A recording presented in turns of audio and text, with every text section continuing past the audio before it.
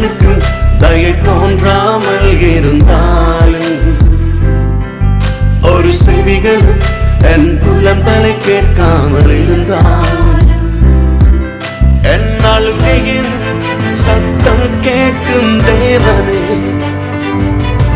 என் நிலைமைகள் நன்றாக தெரியும் இயேசுவே.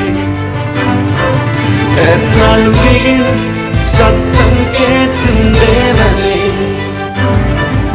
என் நிலைமைகள் நன்றாக தெரியும் இயேசுவே.